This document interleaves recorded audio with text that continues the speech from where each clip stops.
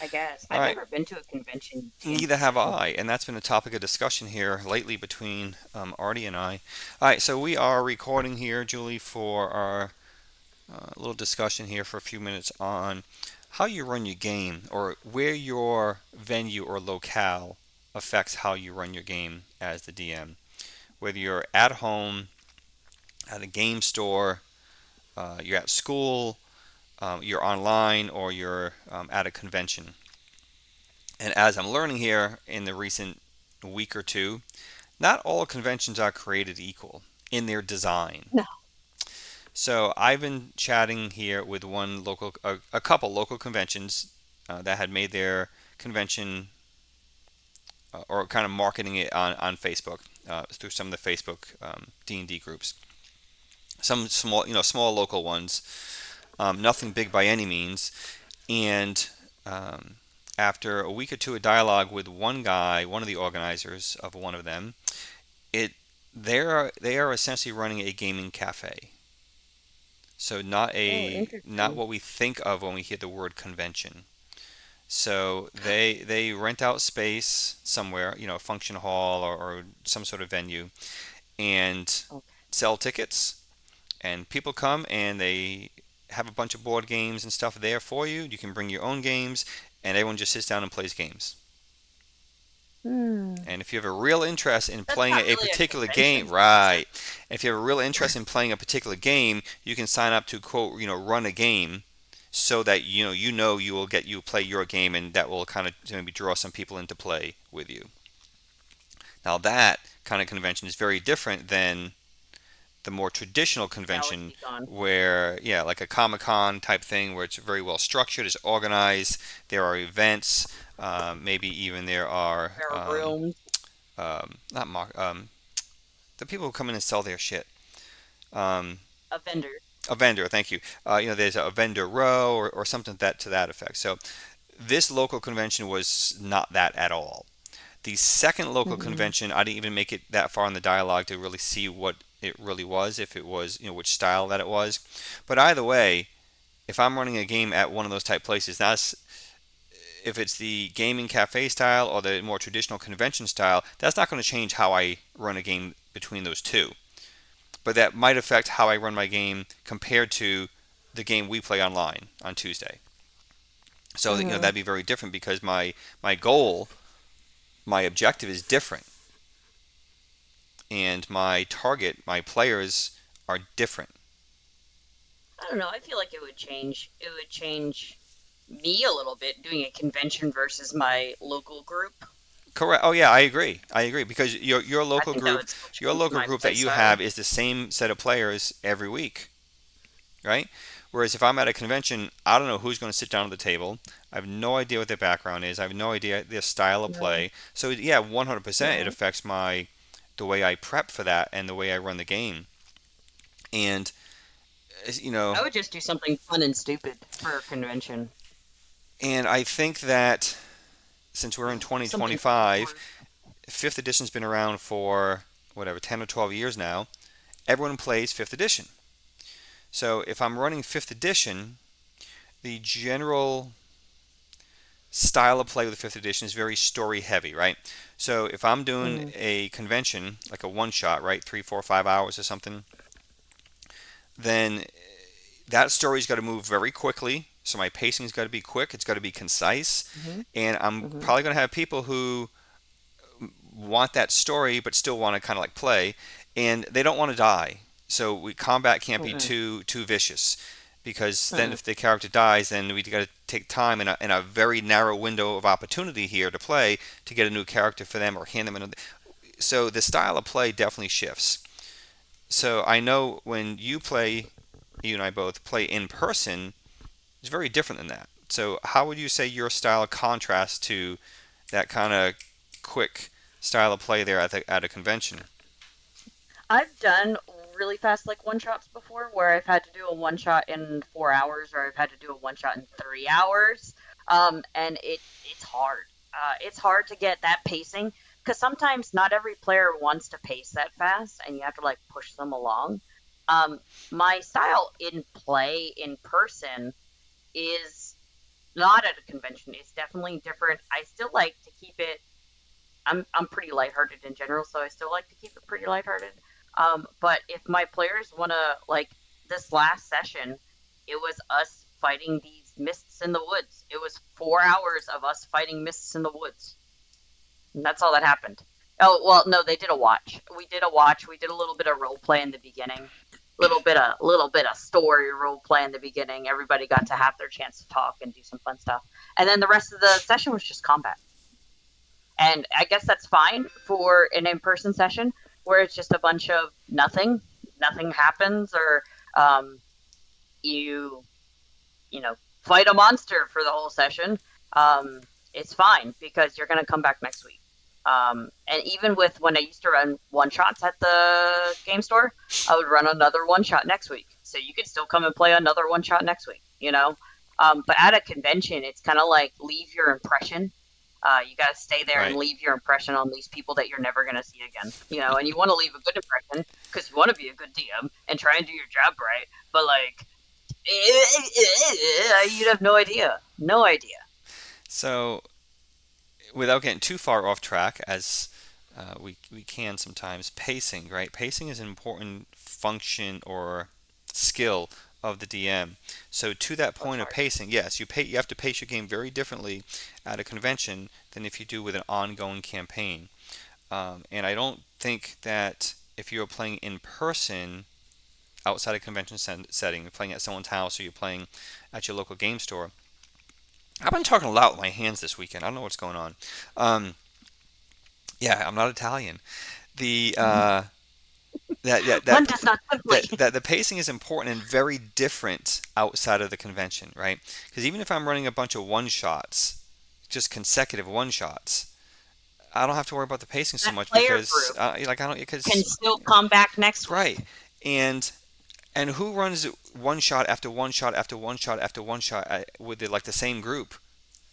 Like Eventually, no you one's going to don't do because that, that's what happened to me. That's right? what happened to No me. one's going to do that. Eventually, my group became stable enough and people hung out enough that I ran Fandelver. Yeah. And Fandelver was still even like one shot esque because I allowed an open table. And if you couldn't make it, you couldn't make it. Have fun, bye. But Well, okay, so it's funny you say that. Oh, I was going somewhere with pacing, but um, sorry. it's funny you say that because I was reading something recently about Minds of Fandelver, which is part of the like the intro set or something, is the a It beginner is. It's a starter module box. for yeah right, for both the DM and the players. That's only supposed to last like a handful of sessions. I don't know, 4, 5, 6 sessions or something, Yeah, I had it last a little longer, but that's because I had 9 gajillion like 6 months. motherfuckers. I had 9 gajillion motherfuckers. So where I was going with the pacing is that Pacing pacing at a convention, you have to finish. you have to finish. So pacing is Maybe important, you give yourself an extra hour. You know, maybe instead of 4 hours, you give yourself 5 hours but or maybe five you and a can't. half If you're at a hours. convention, you have a finite window. You have that table for a Mm-hmm. certain amount of time. The next group is coming in after you potentially. You So have to you write a so you timetable. can't run over. Like you need to be on top of time management. On top. You can't you can't get run out of time and say, "Oh, we're in the middle of combat. Sorry, Mm-hmm. sorry, we're out of luck. No fun Sorry, for you." guys. Yeah, like that would suck. Get up and leave. Yeah, in the middle of combat. So Friday night, excuse me, I have my in game, um, my in person game, excuse me, and I have 4 players. 2 were there. 2 of the 4 were there. The other 2 couldn't make it. The 2 that were there were not there the week before, so they have no You're idea what saying was going on, right? I mean, they took some notes and stuff, but so kind of flipped the players, the opposite half. So the week before, we finished with the party having found something of interest that they wanted to explore. So that's where we started the other night with the 2 opposite players. So with them not knowing what the hell had been going on and having a real feel for it, I essentially worked my pacing and we spent an entire session them exploring, gaining access to this one secret room and exploring this one room and a half. And that was the entire session. And Ichigaya not. I did it intentionally to kind of create that delay till the other guys can come back. And because I'm trying to work the overall arc of the pacing to kind of try to sync up um, with Yeah, with the the next characters. module that's going to try to sync Mhm. up with your current module campaign. You Yeah. know, so I'm trying to work that Oh, pacing a little bit. whatchamacallit? The island. Isle of Dread, right? Our Isle of goal is to Dread. run the Isle of Dread simultaneously. Your 5e group, my 1e group. So I'm trying to work that pacing and more micro on a more micro level. I've been trying to work the pacing between Friday night and Tuesday night, so they finish at the same time, so I can take a week off between those two. Oh. So I'm trying to work that pacing. But the point is, when you're running a convention and you have 4 or 5 hours and that's it, like truly game over. Like you really got to work that pacing. Yeah. So you definitely run your game And they differently, live happily you ever know. after. And I think that DMs are a little more inclined to be lenient and forgiving, and probably embrace the rule of cool more, as we've talked about, and not really, dare I say, not But they allow get the characters to rules. die because everyone wants to have fun, and it's fifth edition and characters don't die. So why did my one character die in this one shot at a convention? And that might not put a for some people who are not accustomed to that, that might not put a positive taste in their mouth as to that convention even. And if you are hired Oh, that help, was my first right? If experience. you are hired help for that convention, all the more that you want to make sure those people have fun. That's your job. And then Make yeah, fun and for then them. they complain to the convention, Yeah. and then the convention gets mad at So, you and doesn't invite you back. and I don't know because I've never gone to a gaming I never. convention, and I certainly haven't been retained to run a game at one. So I don't know how that would work, but I'm being speculative. I'd assume they want for those kind of conventions, maybe not like local ones, but I assume like bigger ones, they'd want a bigger name. You know what I Yeah. mean? So the Like maybe not bigger as in like, oh, Critical Role is going to be at GalaxyCon. Like maybe a couple of them will be there to sign autographs and shit and do like a meet and greet. well, But that's not a game. no, They're not running a that's one a shot. big convention, and that's when you bring Big celebrities in to make their guest appearance or whatever. But that doesn't California mean that or they're running the Chicago. game. You know, No. those guys aren't running the game. They're just there to make their appearance. They get their appearance fee. Like you said, sign autographs, take pictures, maybe Mm. have a panel discussion, but they're probably not running games because with a panel There are discussion and a some line of people to take pictures and sign autographs, you can get in the hundreds, right? hundreds In a matter of a couple hours. But for them to for run a a game, session. they're running a game with 4 or 5 people. Only 4 or 5, 6 people actually get to play. Everyone else stands around and watches them. Right, and so you do it in an antechamber. You do it in like a rehearsal chamber, an auditorium, Right, with a stage where they do the panels. So instead of a panel, it's a bunch of them. They're all mic'd up, and they run the one shot, and then everybody else is in the crowd watching. watching. Right. My brother, and me did a one shot. It's on their podcast. There's actually a couple of them where they go to like they've gone to conventions and they've done one shots at conventions. Dimension 20, I think, has done conventions, like one shot conventions. I'm pretty sure Critical Role has to Mm-hmm. have Mm-hmm. have done it. Dimension 20 did one in Madison Square Garden, and everyone went to Madison Square Garden to watch Dimension Right. 20. Right. But even at And that, that's a show. right. That's not a Correct. one shot at a Correct. convention. So when you're DMing that, I'm DMing that in the same style I do every week when we play because it's probably those same people that are I'm DMing for that I DM for when we're not in the convention. It's Well, probably the they're all same. actors Right. too, so So that's a they're used to whole it. different thing. But um, so you said talking about like bringing celebrity value. So you don't have to be Like like that a real pro that DM Green Dragon to be thing, hired that by the Green convention. Dragon the Green Dragon cottage thing that you showed us the infomercial Oh for. yeah. I know. I Yeah, don't. like I know that. what you're talking about. Yeah.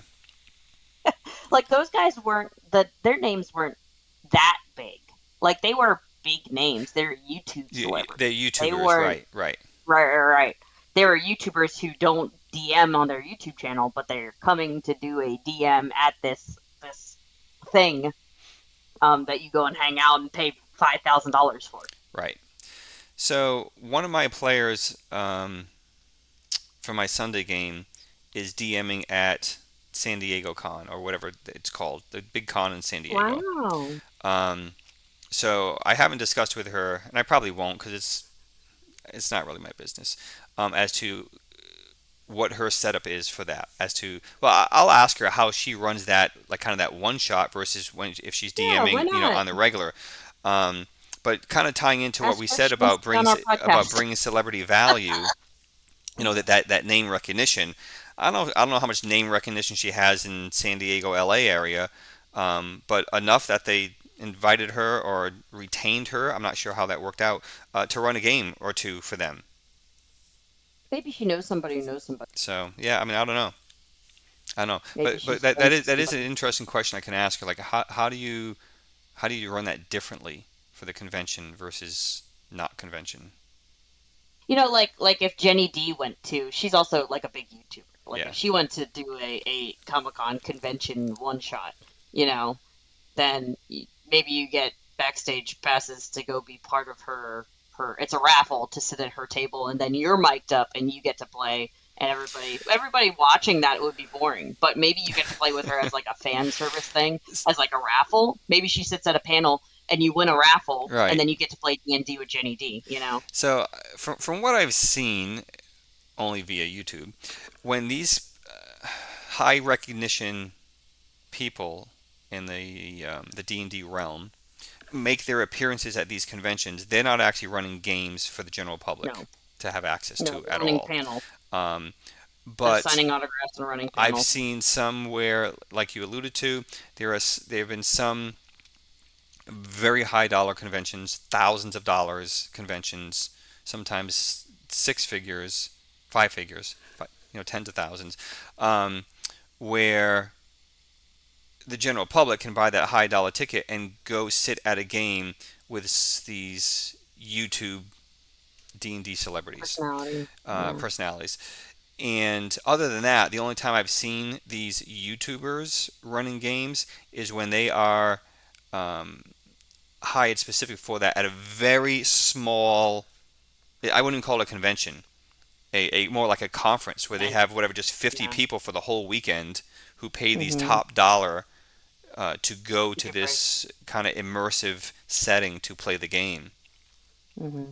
A castle. So yeah, yeah, and Small we've seen cottage. that on D&D, right? They I there's a $5,000 game I D&D or DM'd at a castle. Well, okay, Yeah. yeah, that kind of stuff. There, So I get a bunch of ads for those.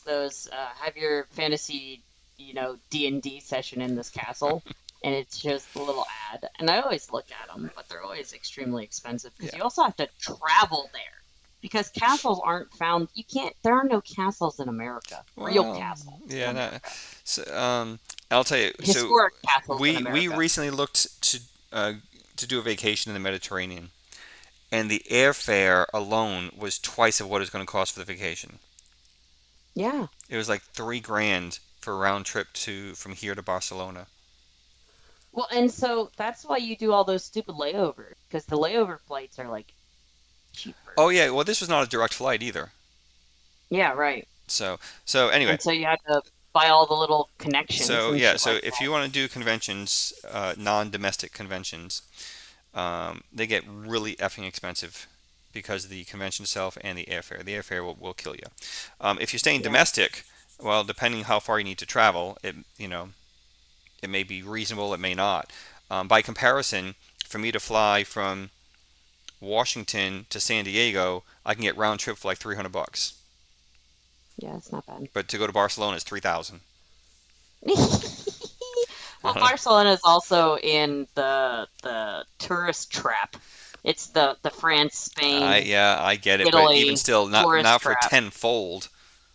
No, I know. Three anyway.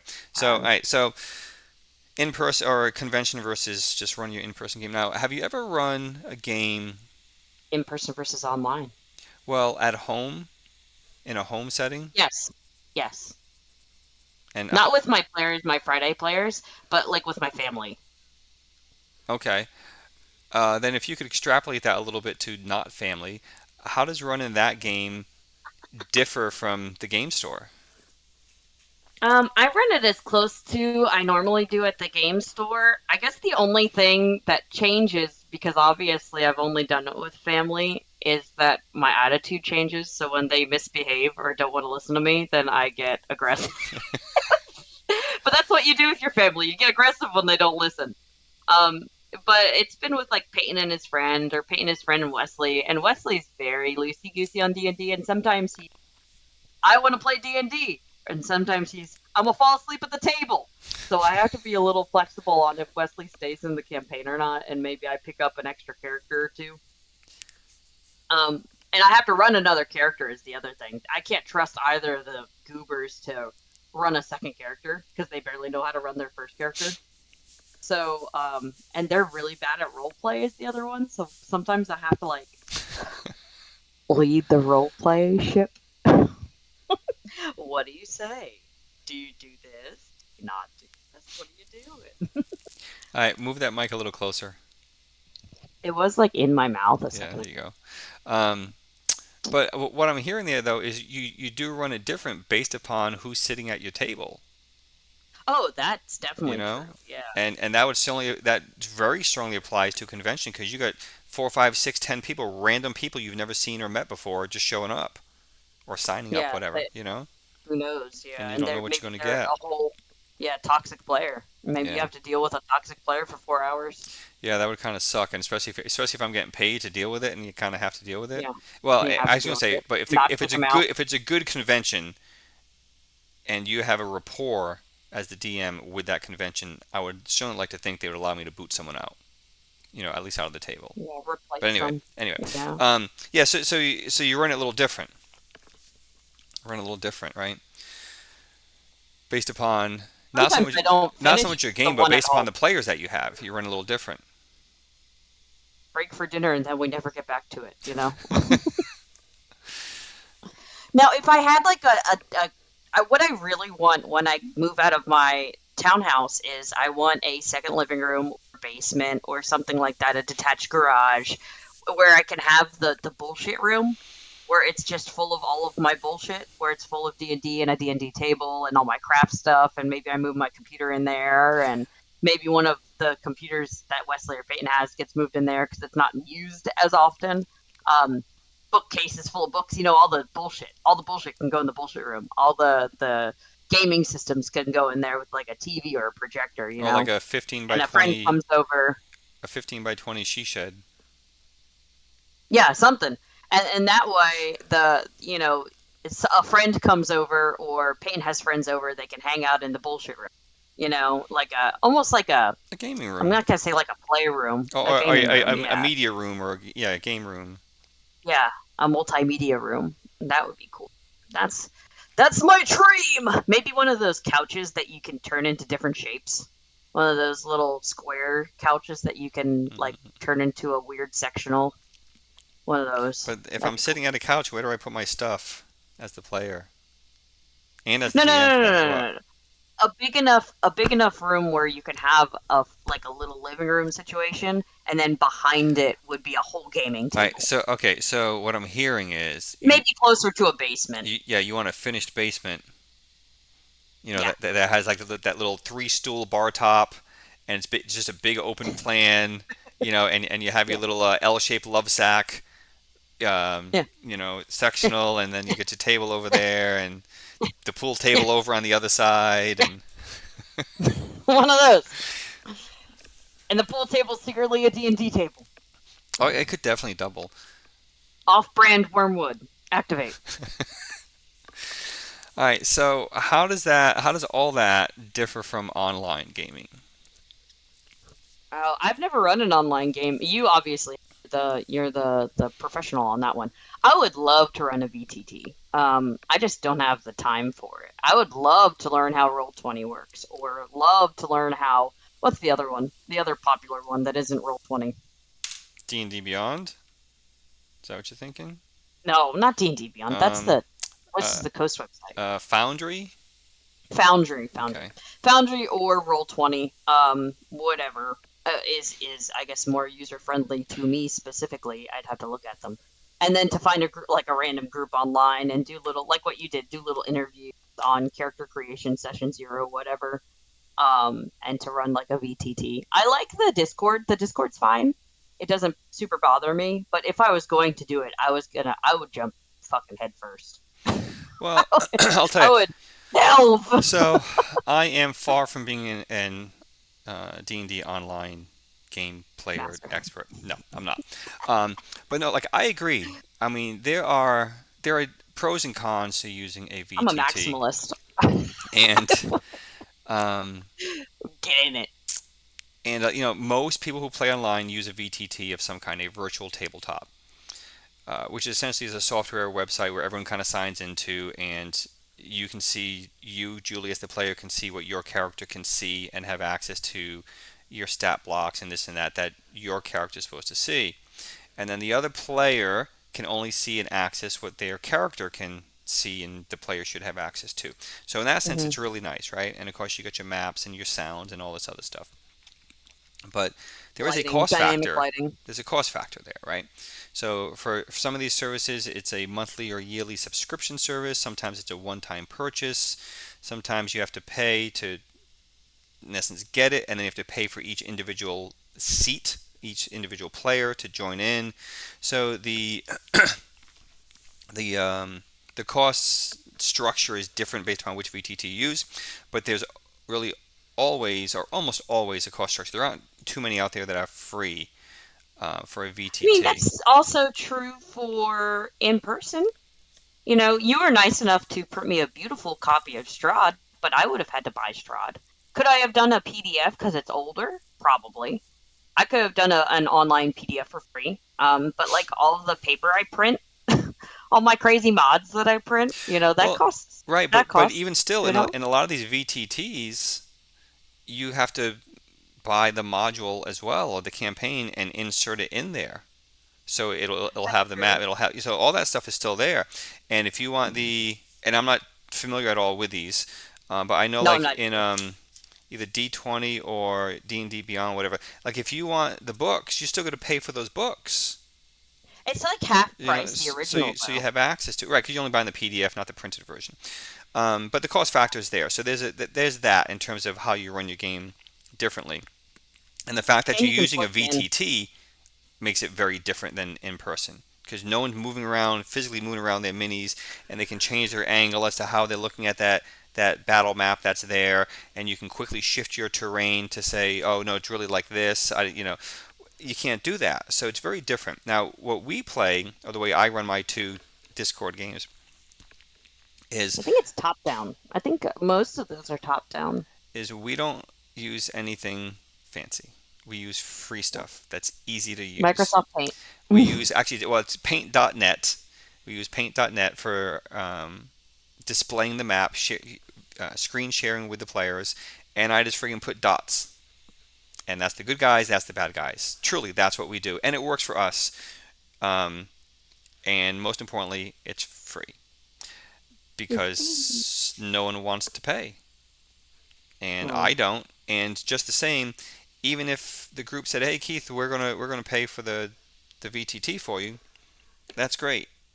But now I also have the I have to bear the burden on my shoulders that I need to figure this out and I need to put the work into it to make it work. So that's the other reason why I haven't embraced a VTT, because using a simple image, in essence, a JPEG file on my screen and putting some dots on it and erasing the dots and painting them over there instead, it's super easy. There's no learning curve really with that. I think so for Roll20, you make a free account, but I think you have to buy all the like maps and Yeah. stuff. And that's the thing on that. And I doubt they're like super expensive. I bet you could get like packs. But even then it's still whatchamacallit. It's still pretty crazy. I bet you there's some like free stuff where you can just create a map or whatever and you don't have to worry about it. Dungeon Scroll is on here. So you can go onto Dungeon Scroll, make your map, and then import it into Roll20.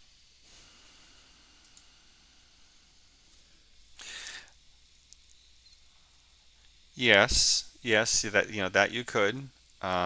But again, not now. Characters. I'm There is a mark. marketplace. I'm taking time to make all right marketplace, which means more costs, right? Where of VTT? So on my list of bookmarks in my browser for VTT, I have Owl Bear Rodeo, which has come very frequently recommended to me as because they have a good free version apparently. Dungeon Fog, Roll20, Foundry, Fantasy Grounds, Dungeon Draft, um, Tailspire, Mm. and Arkenforge Tabletop. Starter monster token starter pack.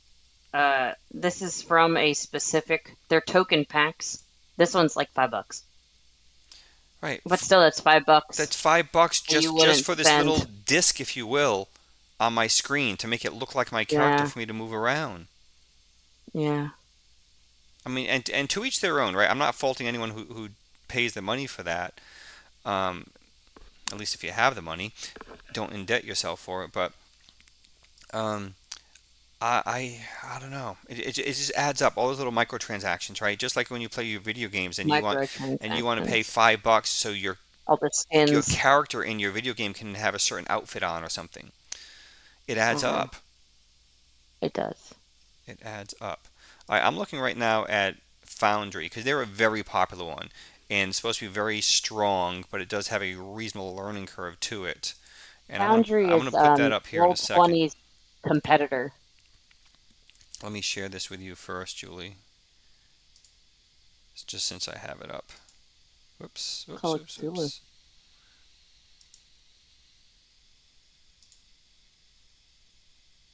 Why won't it let me? You, Discord is sucking out here. Try one more time. Sucking out. I There we told you go. sometimes Discord gets a little funny. Oh, I know it does.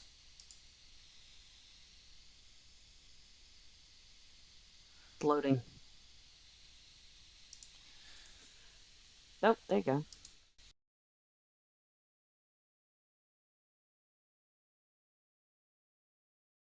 It's $40. It's $50.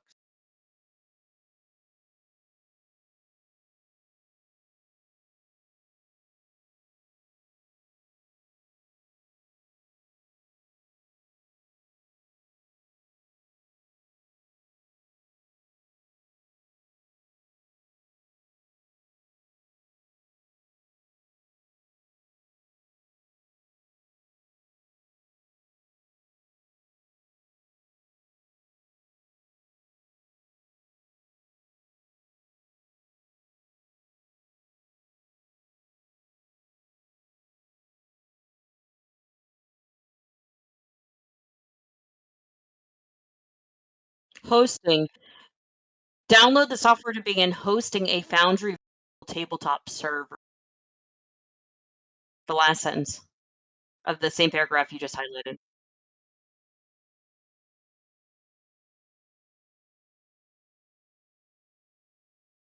But I mean, entering a server isn't well. That's how like Minecraft works. It's not that bad. It just makes you a randomized server and you're done. And then you're on a different server every single time, so everybody has to log into the server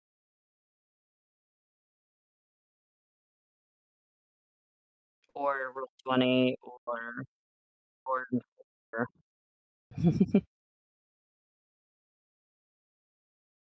we're just curious.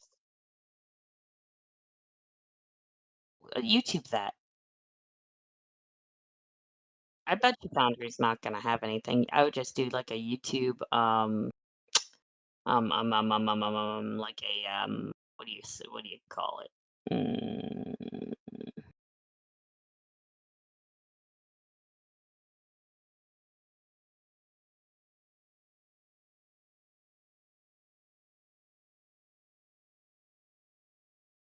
Official. How many minutes? 19 seconds?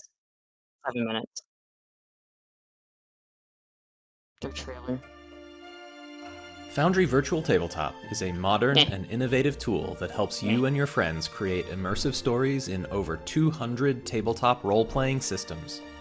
all for a single one-time purchase with no subscription tiers or gated features. Foundry VTT provides a canvas to showcase whatever story you want to tell. Present your players with a massive world-scale map to explore and roam, or spotlight beautiful artwork for theater of the mind storytelling augmented with animated lights, weather effects, or immersive audio.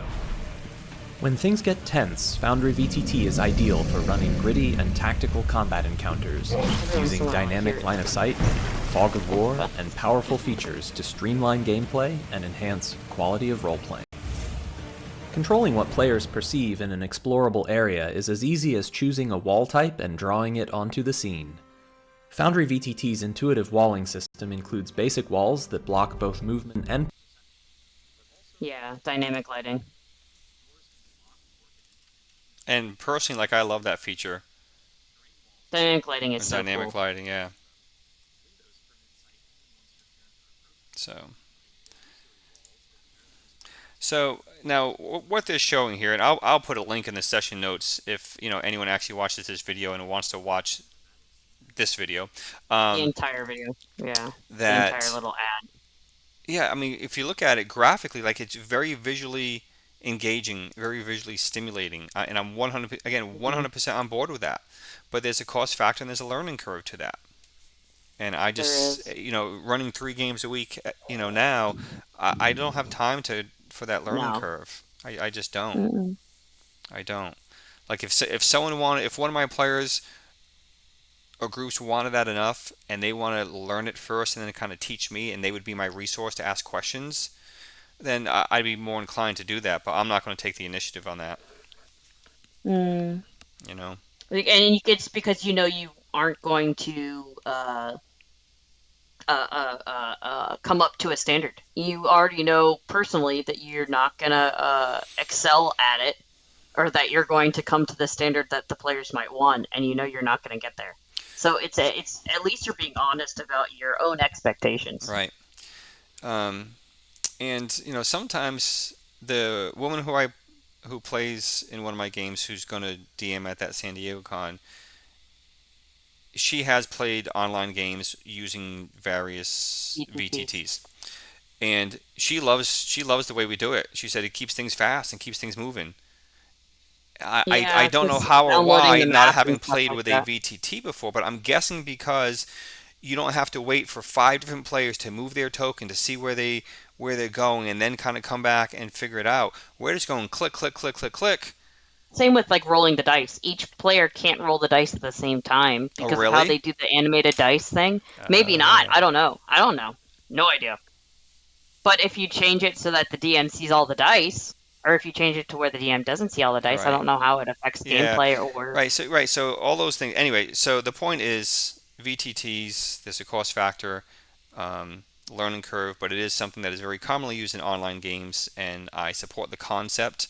But right now it's just not for me. And one of my players who's used it before is very content with our cheap free version of using Paint.net for our mapping. And as for dice, the players are either physically rolling That's dice good. at their table, at their desk, and reporting to the group what they rolled, or we have virtual Or dice in the Discord that they can roll as as an well. extension. So Yeah, some kind of cool extension that you got. now, do you think, Julie, and I've never done this, but do you think if you were DMing in a school setting, it would make a difference? I've never DM'd in a school. I have a player who has a group at a high school. That's their club. They have D&D club. And I feel like if you're going to utilize the school and stuff like that, you have to probably not only confide in the school that you're going to be utilizing the building for a certain quantity of time at a certain point of time. You'd probably also have to with the teacher that you're using the room. But I'd assume you'd also have to like make sure you're not breaking any of the rules that are in the school. That way you don't get kicked out. That's the same with like in a library, like D&D at a library where they have like the separate little rooms Hmm. and you can go in the little room and play D&D in the library. Yeah. Um, yeah. So Taylor does that. My you friend do have to Taylor, conform. she works for like a I don't know if it's I think it's a considered a library, but it's also like a community center. And it's in Hanover somewhere. And she runs a D&D group at the library. And I think it's for kids. I don't think it's a group of adults. I think she runs it for kids. But you would then have to consider like rating, like PG rating, Right. if Okay. you run So it at a school or so you run it at a so library. that takes me back to a convention. You don't know the age of the person that's going to show up, the maturity Yeah, but if level, you have a kid at your table, right? That changes how you run the game. But even if you don't, right, and they're just kids present at the convention, which there typically is, right? yeah, You got to be at least PG or G rated for that game because if some 13. kid comes walking by and you're being all graphic on whatever or using very abusive, offensive language, that may not fly well. Right. So I think I you do tend to you do curse a run your lot when games I D and different. D. I think you have to run your games different. And pacing is definitely on that list. Your play style, your movie rating of your game, PG, PG Yeah. 13, R, whatever. And Um, the thematic rating, like if yeah, you're at somewhere and your thematic rating isn't even like, let's say your PG, but like what if your thematic rating for your game is like R? Like what if there's like a bunch of guts and people get torn apart and stuff like that? Child abuse is happens, in a lot of campaigns sometimes, and or domestic abuse, generalized domestic abuse. So like, what if that's a little kid walks by and his parents just had a fucking divorce, and then the parent goes and complains to the convention, then you get fired. Maybe that wasn't the right campaign you should have run. Maybe you should have run well, open okay, but ended. but but even at that comes down to the DM just having to not describe that in detail and kind of graze All right. over it and say, hey, the mother and the father had an argument last night, or they're having an argument now, as the party approach them on the street. Like that's it. You don't need to be overly detailed about that. You know? But just as an example. Yeah, yeah, Yeah. I yeah. had to warn that for my campaign. Kids getting turned into meat pies, Sweeney Todd style. Put them When through. I did session 0, I was telling them, I was like, very dark themes. Sometimes there's like child dark themes. Like, are you guys okay with this? They're like, yeah. I'm like, okay. I'm not sure if I have much more to say on this topic. Like I'm thinking.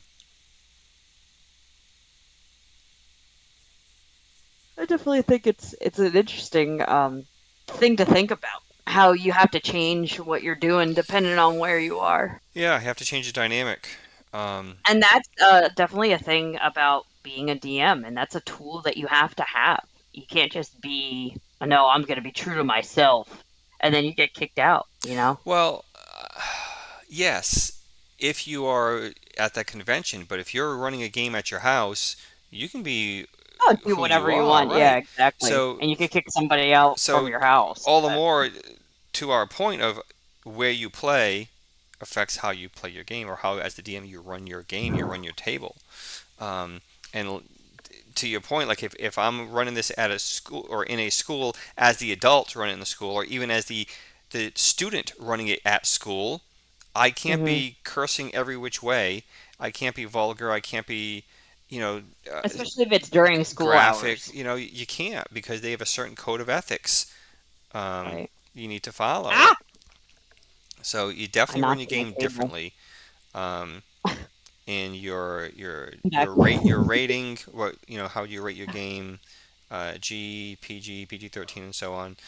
Your pacing is a big factor. Who your players are also affects how you run your game. And if you're in a Yeah, public what they're setting, you triggered don't know on. who you're going to get.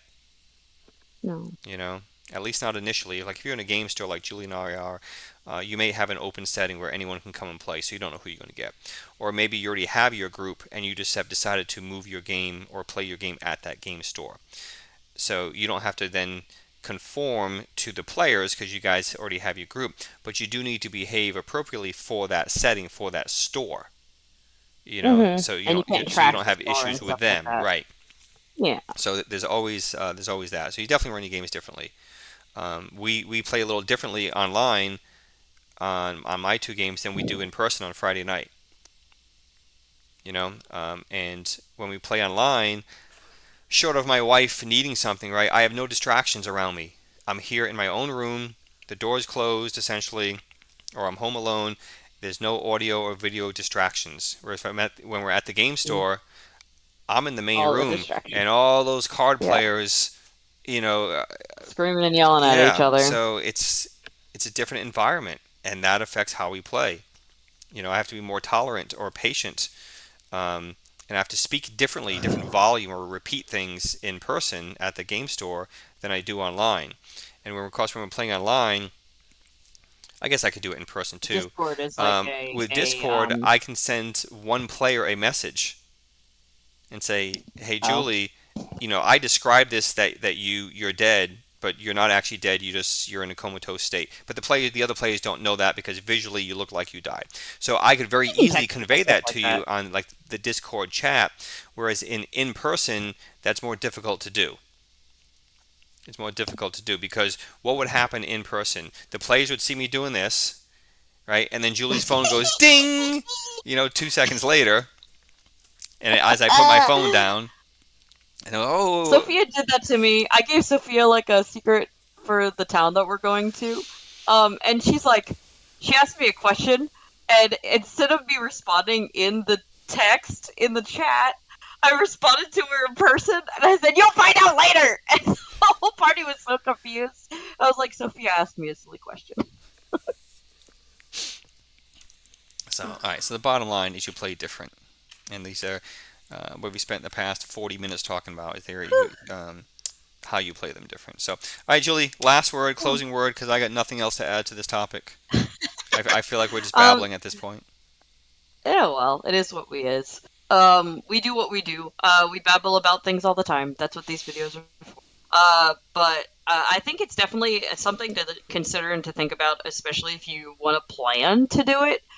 If you aren't planning to do it, then it's not really that big of a deal. But planning to do it, going to a convention or going to a school or going to wherever, and like hosting a one shot or hosting a one shot at your own home, you definitely have to consider different things and different variables and different options for all the different people that you may or may not interact with. And if it's your friend group, your local friend group, or if it's new players you met online, definitely blending to that different dynamic is a DM tool to have and a DM tool that you got to flex a little bit to try and make sure you get it right. Otherwise, you could potentially get kicked out of a convention. Yeah, and You don't want that. that would suck, especially if they're paying you. Yeah, right. Get kicked out. So all right, I can't stop and yawning. on that note, we're out. We out.